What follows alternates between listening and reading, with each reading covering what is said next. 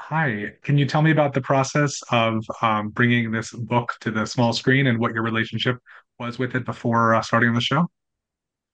Well, Sure. do you want to start? You found the book first, the author. Georgia, who wrote the book, and I go back to 1999 or 2000. There's some debate, but it's one of those 2 years. Georgia married one of my old pals from childhood who I met when I was a teenager.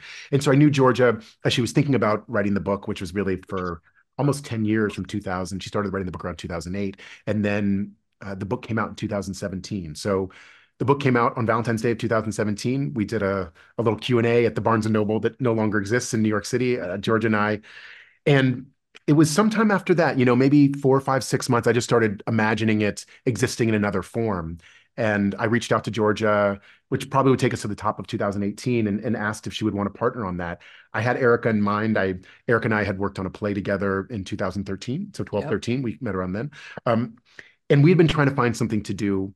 And it just felt like what I knew about George and what I knew about Erica, I sensed there was a possibility of a real artistic match and a human match. And so sent the book to Erica in 2018. Yeah, he gave me that book and I read it in about 24 hours. It was one of the most amazing books I've ever read in my life. And just this incredible true story about a family in the most extraordinary of circumstances. But I think it was such an intimate lens on this sort of huge within this huge historical scope and sort of everything that I've ever wanted to do as a writer. And so I called Tommy and I said, yes, please, let's find a way to do this. And then I had the pleasure of meeting Georgia, and I just, have a artistic collaborator for life and a friend for life. And she is truly one of the most remarkable people I've ever met.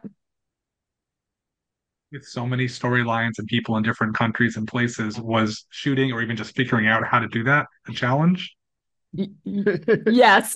Yes and yes. We're still recovering from it, but no, I mean, it was the gift of the book and the challenge of it for sure. I mean, it sort of breaks every typical TV convention. It's like, you in TV you need to have your repeated locations, your standing sets. We had none of those things. It was sort of the nature of the survival of the family as they kept moving and they go to so many different places and their circumstances change so often. And so it was a huge puzzle, and it took a team of incredible artists and collaborators to pull it off. I mean, everybody was working at the top of their game, and but it was a puzzle for sure. It was probably the biggest challenge of the whole piece. Yeah.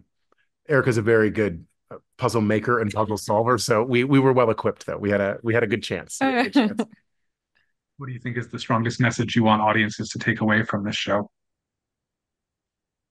I mean, I think for me, the joy of bringing this series to life was this family. I mean, I think I was constantly struck by, in the face of the most extreme circumstances, in the face of annihilation, just the choices they made every day to just advance their lives, to live, to fall in love, to start families, to make music, to laugh. And I think for me, the humanity of the series lives in those moments in between the harrowing moments. And I'm so proud that we got to bring that to the screen. And I hope that viewers connect with that, and it makes them feel something.